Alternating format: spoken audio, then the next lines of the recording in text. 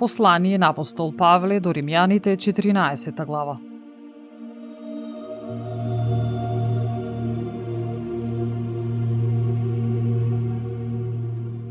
Слабиот во вера прифатете го, но без расправи за мислењата.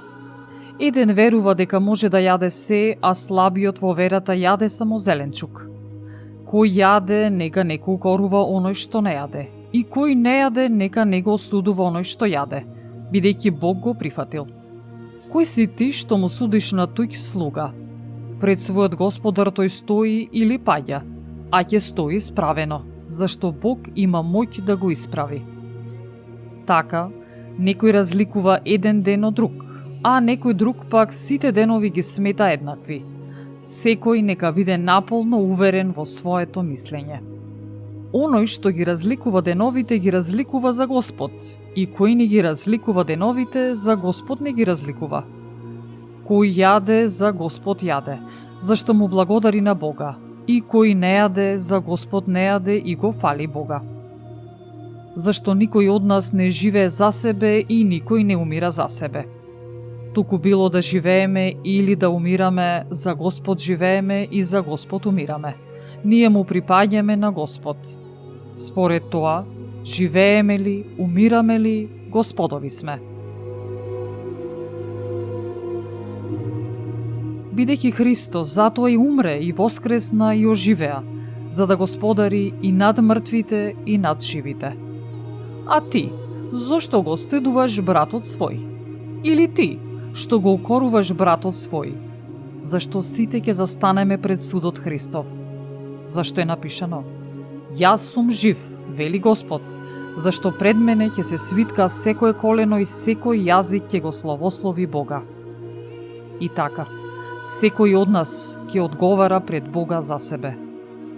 Затоа пак да не се судиме еден со друг, туку подобро расудувајте за тоа вака. Не поставувај му на својот брат спрепка или соблазна. Знам и уверен сум преку Господ Исус Христос дека нема ништо нечисто само по себе, освен кога некој мисли дека е нешто нечисто, за него тоа е нечисто. Ако пак братот твој се скрби поради тоа што го јадеш, ти веќе не постапуваш според љубовта. Не погубувај го со своето јадење оној за кого Христос умре. Нека не се хули на она што е добро според вас. Царството Божјо не е во јадењето или пиењето, туку во праведност и мир и радост во Светиот Дух.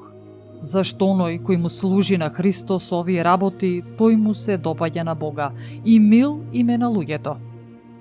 И така, да го бараме она што служи за мир и взаемно надградување. Поради јадење, не уривај го делото Божјо. Навистина, се е чисто, а тешко за оној човек кој јаде поради соблазна. Подобро е да не јадеш месо, да не пиеш вино и да не правиш ништо од кое братот твој би можел да се сопне, или да се соблазнува, или пак да слабее. Имаш ли вера? Имај си ја за себе, пред Бога. Блазен на оној кој не се осудува сами од себе за она што го одобрува. А ако некој се сомнева кога јаде, осуден е, зашто не јаде со вера, а се што не е според верата, греф е.